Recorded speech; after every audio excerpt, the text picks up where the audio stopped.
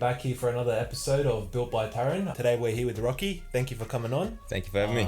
Rocky's a good friend of mine and he's the founder of Built by Rocky and he's a business owner, and he's going to talk to us about his journey today as a kid from Bulgaria to building a great transformation business and building his own personal life and family around this business that he's built. So let's go, Rocky. Taran, thank you for having me. Beautiful setup. Pleasure to be here. Been looking forward to it, man.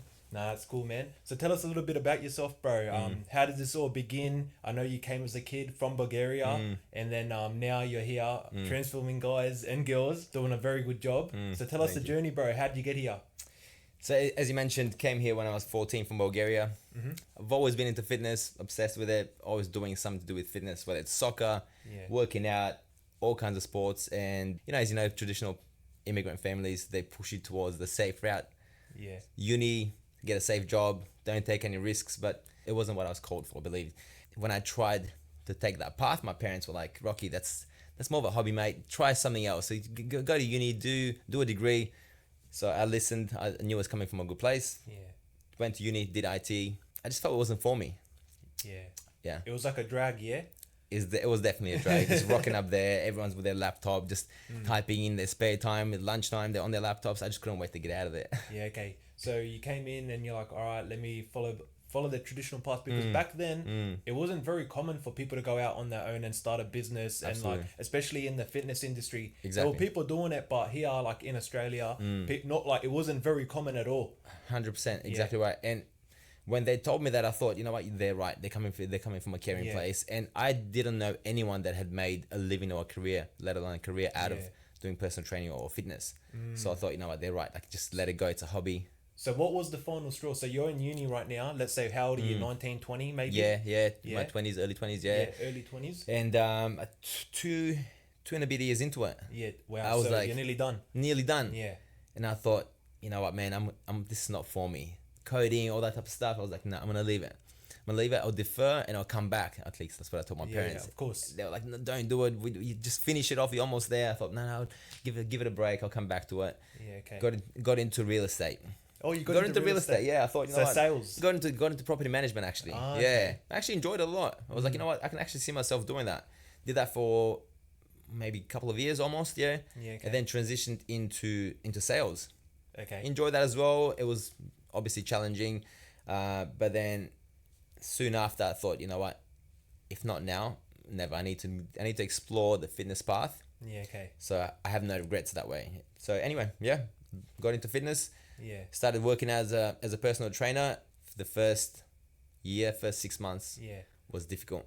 I can imagine. Yeah. But tell me, bro, so when you went into real estate, so you obviously changed from IT. Yeah, because you didn't like it. But in real estate, you're saying you're enjoying it. You're enjoying it. Yeah. Wasn't there a part of you like, maybe I should go out on my own? Because now you're your own business owner. You're working for yourself. Was there a part of you was like, maybe I can start up my own real estate, or I want to do this forever? Yeah. But like, were your parents, because going from IT to real estate is still sort of safe, but going to starting your own business is a risk, you know what I mean? Yeah. And your parents, was there like confrontation there again? Like, don't do this. Yeah. Stay in real estate now. Was there something like that? For sure. They were like, mate, you just started this career, you're doing well, you're getting traction, you're learning the ropes.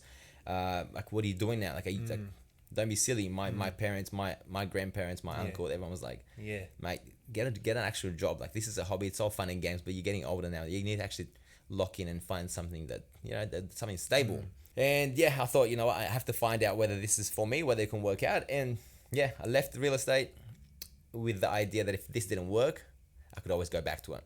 Got the experience by that point. Yeah, okay. But were you scared? For sure, absolutely, Going to the unknown. I just knew I was passionate for it and about it. That's all I knew.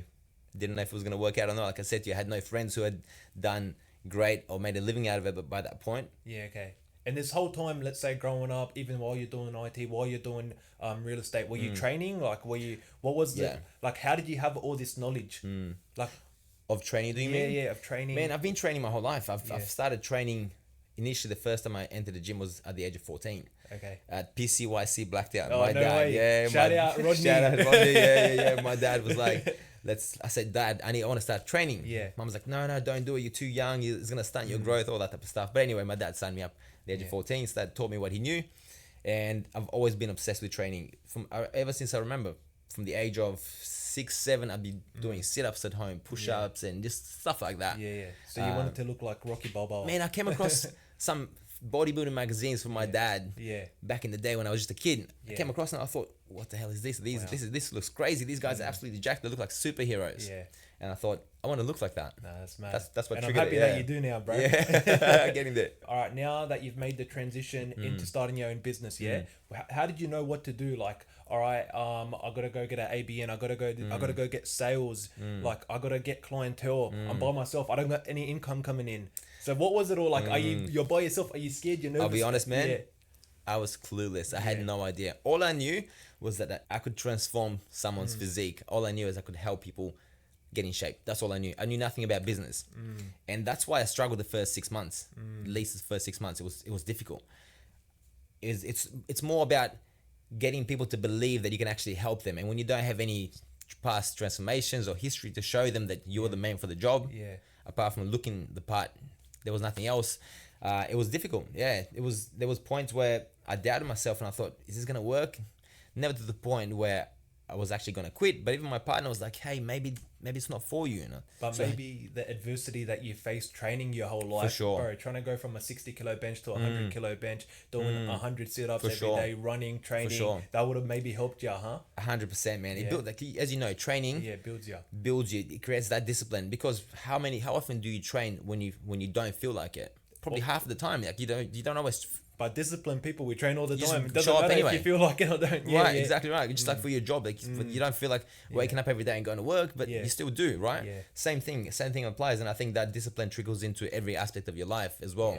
And like I said, it wasn't until I decided to hire a coach and actually get a mentor that I saw a huge progress from there. Okay. And what did the mentor teach you? So that you've gone out on your own and you're like, all right, let me go get a mentor because I don't really know what I'm doing. But you've made the decision, you've dived into the deep end. That's right. And you're like, all right, we're going to do this. And you got a mentor. And what did the mentor teach you? I wasn't taking it as seriously as I should have. To be honest, because you've got no boss, you're your own boss. You can do whatever you want. You can dictate your schedule. Anything. Unless you're really, really disciplined, you won't make it.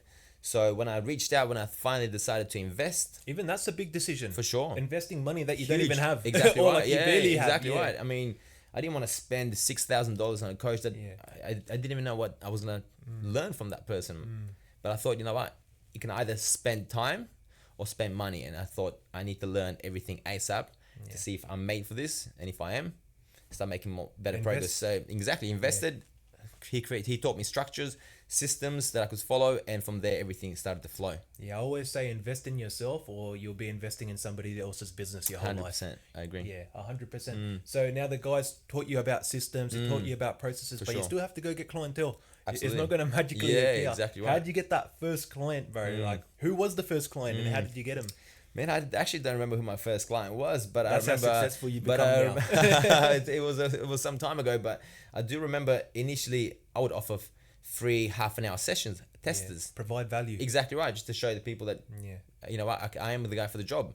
And soon enough, I was able to get transformations, and people started getting results, and others saw word of mouth. Before you know it, got some traction and started to grow. But the first 6 months, it was very difficult. It was really difficult, but learning, like I said, creating systems. One of the biggest mistakes I used to do, and most beginners or most personal trainers do, is they would just allow clients to come in whenever they felt like it. Instead of locking them in for a certain period of time. That created was a lot of instability, and there was no commitment from the client. One day he'll feel like training, they'll rock up. The next day they're supposed to come, but because they're tired or they've had a long day or whatnot, they just won't show up. They say, I'm not coming today. But when wasted your time. Exactly, and when they've financially invested in a, say, 16-week program, they're going to show up regardless, because now they've got skin in the game. That made a big difference, and they actually started to get results.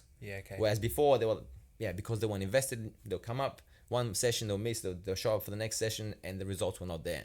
And it doesn't look good for your brand. It doesn't look good for me as well. It's just yo-yo effect. It makes you look like you don't know what you're doing, because you're not delivering results for the clients. You've obviously, I see you online marketing a lot. Before we go into the more health part of this segment, I want to talk about the business part, because you're spending so much time now actively building your own brand, marketing yourself, doing sales. What would you tell somebody who's trying to get started? What do they need to do like a step-by-step process, like maybe 3 things that they need to do to go from 0 to 1 to 10 to 50 clients like you have, or and more. If we're speaking about, there's a big difference between online coaching and face-to-face. So it does make a huge difference. But I think the most important thing is take it really seriously and commit fully. Okay. Don't have it as a hobby. Like I said, you haven't got a boss, so it's very easy to kind of slack and just work when you feel like it and not really put in the effort. It's different when you have a boss telling you what to do. You got goals and targets to meet and whatnot. So it's different. Apply yourself fully, commit 100%, learn as much as you can. But I think most importantly is invest in someone that is already doing what you want to do, is already where you want to be. I think that was the biggest game changer for myself. And find the money. There's always a way of finding the money. Get a loan out. If it's that important to you, get a loan out. Pay it off slow. You get the money tenfold. Okay. So the 3 things you would say is burn the boats. Don't go back. That's it. Commit fully. You commit fully.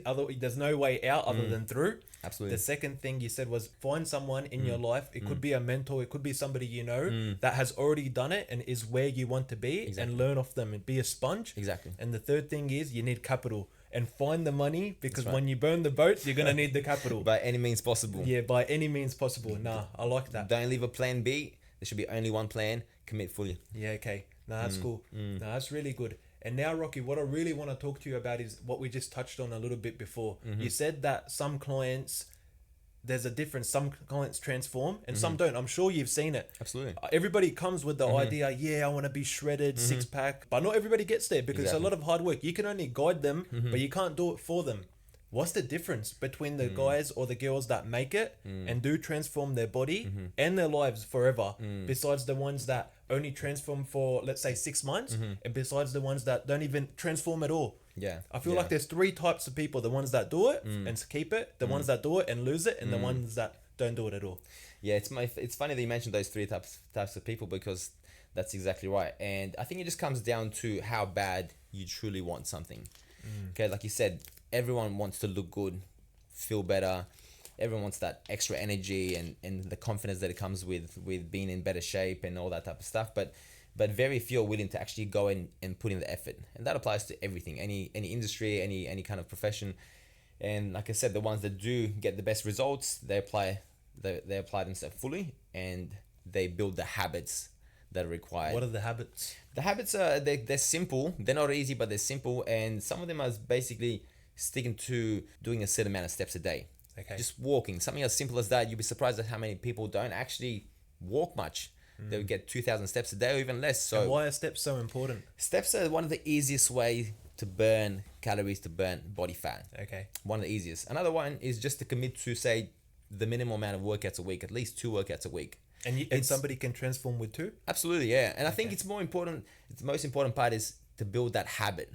It's about building that habit of just showing up. Yeah, okay. You can even start with, say, twice a week with 15 minutes, just rocking up to the gym, just getting the habit of showing up there. Yeah. You don't even have to lift weights initially, just go on the treadmill. I have something similar to that. So right now, I used to be an avid reader. I used to read all the time. But lately, there wasn't any books of interest to me, and I sort of stopped reading. And because of that, I sort of didn't want to go back to I don't know. But I know it's very important. You lose momentum. Yeah, I lost momentum. So all I'm doing right now is try to read 1 paragraph a night, not even a page. Exactly. I'm just reading 1, and from that, I know, because I've done it before. If I read 1, then I'll go to a page, and then I'll go to 2, and eventually I'll go back to reading full time. It's exactly the same thing. And I tell people, start with the smallest amount possible and just work your way up, because you naturally feel like doing more. Let's say you rock up twice a week and you do 15 minutes each time, and naturally next time you rock up there, you'll be like, that's not enough. I feel like just doing 1 extra exercise. Your capacity builds. It's like a bigger battery, bigger engine now. You can do more. And initially you won't have the energy for it, but as soon enough, because how much you've been pushing you, how much you've been growing, you have the energy to do more and more and more. I feel like a big barrier for people is just stepping inside the gym. A lot of people are just scared to go. Self-conscious, intimidated, unsure of what it's going to be like. And I'll give you a little quick story about exactly that. I had a client of mine who's been with me for the past 4 years now, maybe a little longer. Our first time meeting up, he was too scared to come to the gym. So he was looking for any excuse not to come into the session. He was like, hey, Rocky, mate, I'm just in the car park. The car park's full. I'm just going to head off and we'll just leave it for next time, because obviously the car park's full. I said, mate, stay there. I'll come get you. Anyway, I was just in the middle of sessions, finished the session, walked out. He was there. You can see him nervous. I'm like, what's going on? He goes, yeah, I'm just a little nervous, man. I said, don't worry about it, man. No one gives a shit. Yeah. He was overweight, obviously self-conscious. And I said, no one cares about how you look. Everyone's worried about their own shit. Everyone's worried about improving themselves. And I'm like, just give it a shot. He's like, sure. Walked in with me, obviously very uncomfortable and self-conscious. But then in no time, he got to the point where I said, now, apart from the sessions you do with me, I want you to actually show up once on your own and just go for the treadmill. Now he's got into the habit of training on his own and still doing sessions with me, but actually showing up on his own, feeling confident to the point where now it's his second home. And growth is like at the end of the comfort zone. Like even I'm sure there's sometimes things you do and things I do that I'm scared to try. But because I've gone through, like I've been training my whole life, like business stuff like this, I understand because I've done it so many times that I'm gonna be scared, I have fear, but if I do this, I will get, if I break this barrier, I can go to that next step. I love that. Completely agree with you. Exactly 100%. Right. I'm the same. If I'm uncomfortable or nervous about doing something, I go and do it. All right, mad. So steps and showing up, and steps, give me one more. Showing up, and I think most importantly, understanding the difference between healthy and weight loss. So healthy foods, what I mean by that is healthy foods don't necessarily equate to losing weight. Okay. That's one of the biggest misconceptions. Most people think that eating healthy would automatically lead to losing weight, but they're two different things. You could eat healthy or vegetables only and still be overeating and still be gaining weight. On the other hand, you could be eating chocolate or just junk food, but under eating and still losing weight. So healthy doesn't equate to weight loss. So so having that understanding. No, 100%. What I say to a lot of people is start counting your calories, count your macros and stuff, but you want to get to a point where it's intuitive because you don't want to count your whole life. For sure. But as you said, for weight loss, you need to count. Well, it's recommended, I'm sure. The fastest way to get from A to B is to know your numbers. Just like with your business, with anything else, if you want to know if you're improving, you have to keep track of your numbers. What you track matters. Exactly. And what you track will move. 100%. 100%. So count your macros, get there, but you want to get to a stage where you are healthy and it's intuitive. Exactly. And then you start focusing more on micronutrient foods that are dense. So you're feeling good as well. You've got to that level and now you're growing slowly over time. You build, exactly right. And that's what I get people to do. I'll get them to first just track their calories. Nothing to do with macros. Just track your calories, simply as that. Get good at it. And like you said yourself, the end goal is not to track for the rest of your life. The end goal is, because you've tracked long enough, now you've learned the value of food. You can make more educated decisions when it comes to choosing random foods, even without tracking. Because now you understand you've tracked long enough, and you know, shit, this donut's gonna cost me 400 calories. Is that a smart move, or should I replace it with something else? Or if you can fit it into your calories, absolutely go for it. But that intuitive eating, you can still maintain your weight. So you've told us the habits that make somebody successful now in losing weight and transforming themselves. Because a lot of people do. We're in an obesity crisis. Absolutely. You go outside and as bad as it sounds, you see a lot of overweight people or unhealthy people, and it shouldn't be like that. I admire what you're doing because you're providing value to people, and as you said at the start, you're even giving 30-minute free consultations. You're trying to help yourself, but providing value is everything. But what's the habits that people do that hinder them from growing or transforming or going on that weight loss journey? I think they just don't do the things they're supposed to do long enough for them to become a consistency. No consistency. And going back to what you said earlier, is that some people get great results, but because they haven't done those habits long enough, they drop off and they end up regaining the weight, and they'll come back again and hey, you've regained the weight. So you got to do it long enough until it becomes ingrained in you. I think that's one of the most, staying consistent long enough. Yeah, and the reason why I believe people aren't consistent is because I feel like we're a slave to our impulses. Just because you have the impulse doesn't mean you have to act upon it. You're right. When you get to when you get so to that mental clarity where because when you're eating healthy, you actually get mental clarity as well. When you get to that clarity where, I have this impulse, you acknowledge it, that you have it, but am I going to act upon it? What else can I do? You know what I mean? Should I have the fruit maybe? Or just being aware of it is like 99% of the battle. And when you're not a slave to your impulses, your life will change. That's right. And it comes down to being the discipline that you've built through just showing up consistently and delaying gratification. Everyone wants instant gratification, like right now on the pleasure food. Right now we can't delay it, and I think that kills a lot of. I want to talk to you about your training philosophy now. I know that you're not just about the weight room. You also play sports. You've boxed. You play soccer currently. So can you tell us a little bit about your training philosophy? I like to mix it up. And apart from lifting weights to look good and to build your physique, I also enjoy being athletic, feeling athletic and looking athletic. So it's a good mixture, apart from just lifting weights, but to actually do a bit of training, such as running, soccer, boxing. I mix it up. Okay. Yeah. What does sport give you that the weight room doesn't? It's that competitive edge that it gives you, and the little butterflies that you get, the nerves before a game or before sparring, before fighting, that you don't really get in the weight room. Okay. I know, like, for a lot of people go to the gym for aesthetics, but being athletic is completely different. It is. Would you advise to train differently, or? Yeah. Look, for the most part, unless I played sport, I was just in the weight room, did minimal cardio. Yeah. But as I got a little older, I realized, you know what, I want to be able to still maintain that athleticism, still be able to move and be agile. Yeah, I think it's important. So mix it up. Because I've seen you, like, on your socials that you do a lot of plyos, and like you go for runs, you like do mitts and stuff. What's the benefits of plyometrics? Man, they make you a lot more explosive, agile, and I think it makes a massive difference with every sport, whether it's soccer, boxing, anything. It makes you just a lot more explosive and sharp on the field. And do you program plyometrics into your customers' routines? Or so it depends on the client. Okay. If they don't play sports, I don't. Okay. I just purely focus on building and shaping up their body. But if they do play sports, absolutely, I think it's crucial. I think it makes a huge difference. Because I know it's very, like, it's heavy on the CNS. So how would you incorporate it? Let's say I wanted to incorporate plyos into my routine. Let's say I'm doing a push-pull leg split or something, and I wanted to get plyos in. How would you tell me to do it? Yeah. So if you were doing a push-pull legs, you would do it on the leg day. Okay. At the start, while you're still fresh, while you're still springy, while you still haven't fatigued yourself.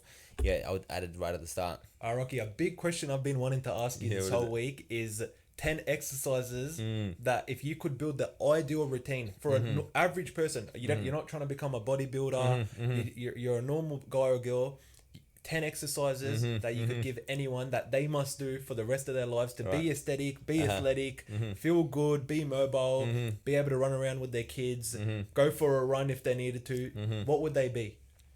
Do you mean exercises just in the gym or in general? In general. It doesn't have to be in the gym. Sure. It could be something you do at the home. It could be in the gym as well, but it's all up to you. Gotcha, cool. Okay, well, I love the gym. As you know, I love lifting weights. So one of the best exercises... Oh, well, let's go over each muscle group, right? Okay. Let's start with legs. So legs, my favorite exercise. At the moment, it does change, but I think leg press, you can't go wrong with a leg press. Okay. Just build strong legs and you can really progress it safely without loading the spine. That would be for legs. For quads.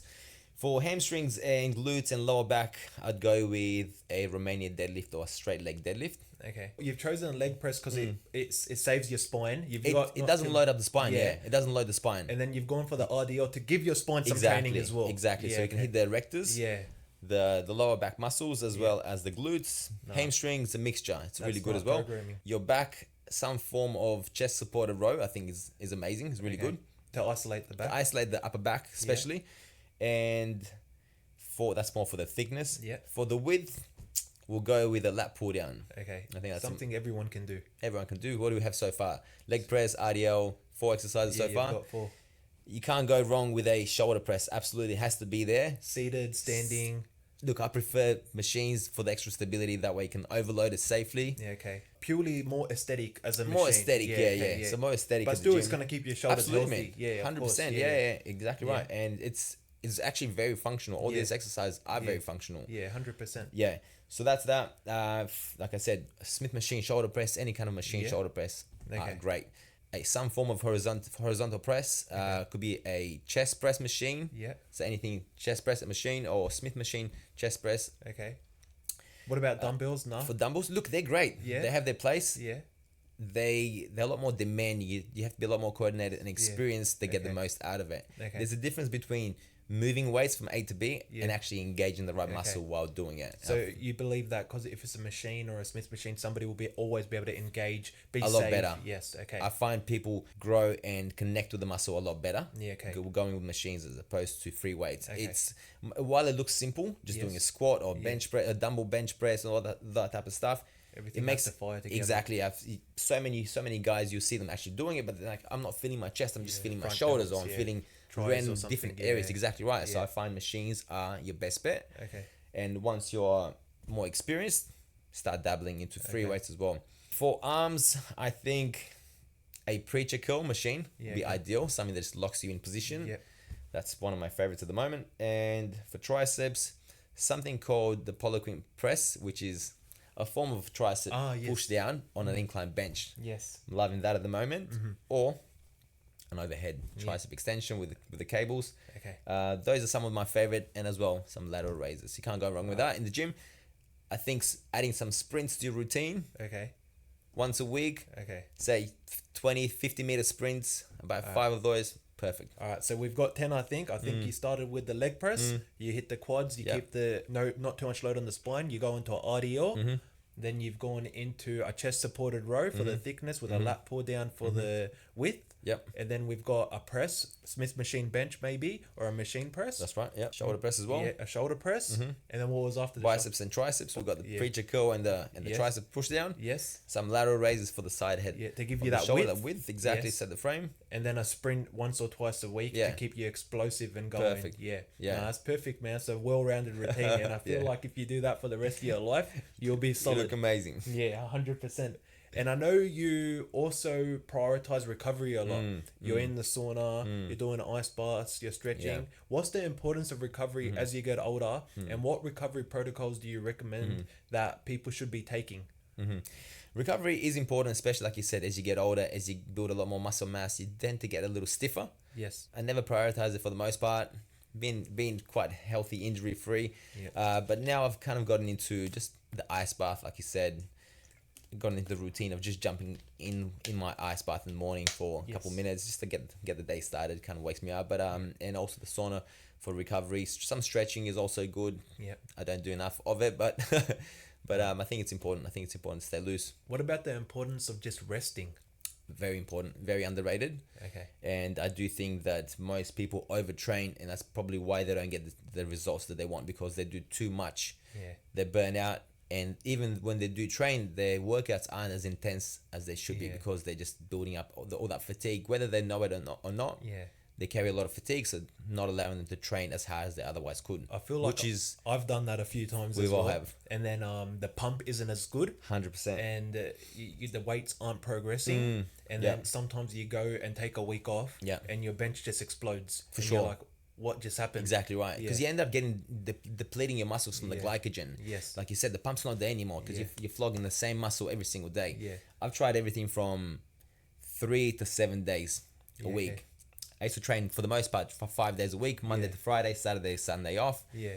I had a friend who was training 7 days, and he was jacked, and I thought, man, like how does it feel training 7 days? Like, are you recovering? He's like, oh, I'm great, man. And I was like, if this guy's doing it, I'm gonna do it. If this guy's looking good, I'd say I'm gonna do the same thing. So I started doing 7, added some boxing.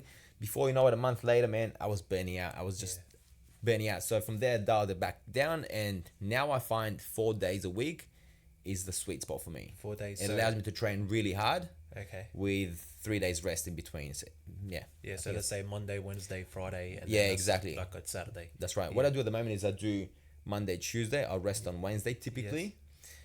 I'll train on Thursday and I'll train again on Saturday. Okay. So I find it gives me enough time to recover. So now when I get to the gym, I'm actually hungry and looking forward to the workout as opposed to just showing up. Thing. Yeah, as opposed to just showing up because I'm disciplined and just having to do it. Yeah, 100%. And when you come into the gym, you've got the energy to actually train hard. Yeah, you're actually hungry. You're looking forward to it. Whereas when you're training 5, 6, 7 days, you're like, I gotta go to the gym. It becomes like a chore. Yeah, 100%. Yeah. And you don't want it to be a chore. No. That's why people give up, because they go too hard too soon. Yeah. That's it. Build it up slowly. Build it up. Yeah. Okay. Yeah. And what about sleep? I know we touched a little bit on sleep before we started the podcast. Yeah. Well, what's your thoughts on sleep? I think it's super important, man. Super underrated. As you know, when you're younger, you're running on like 5, 6 hours. You're fine. You're doing it all nighters and all that, and then you're all good. But as you get older and as your schedule becomes a lot more demanding, you see the impact that it has on you and your motivation. And I think it's one of the most important pillars of any health program.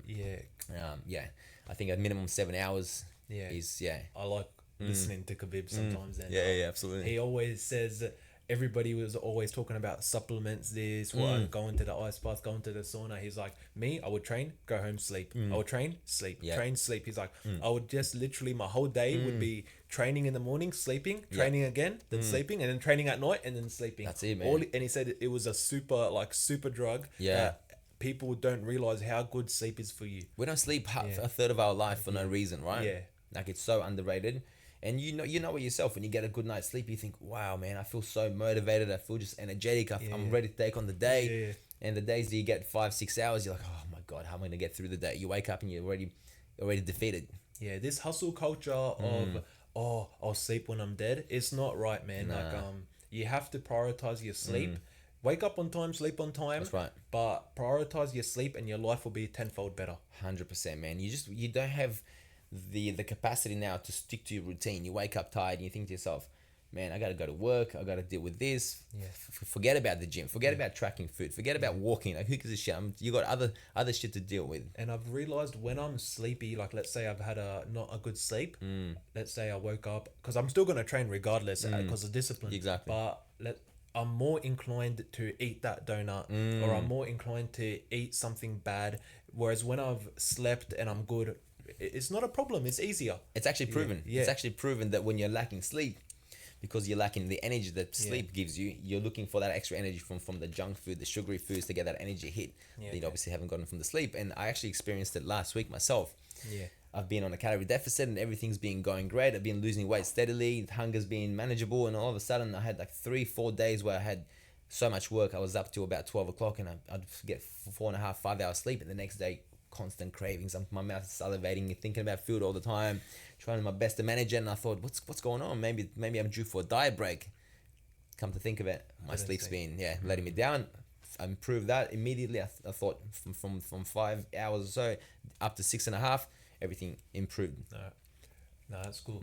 Look, Rocky, the next thing I wanted to ask you was, you're a busy man. You're running your own business. You're obviously transforming people. You've got your own family. You've got kids. How do you manage it all? How does the business and the family life integrate? How do you make it work? Because I know there's a lot of sacrifices that need to take place, especially your kids are young and early on you're starting out. As your wife said at the time, maybe this isn't the right move. And having that faith to keep going. What made you keep going? Like, how do you keep the faith? And secondly, how do you manage having a young family and running a business and running the socials and building the personal brand as well?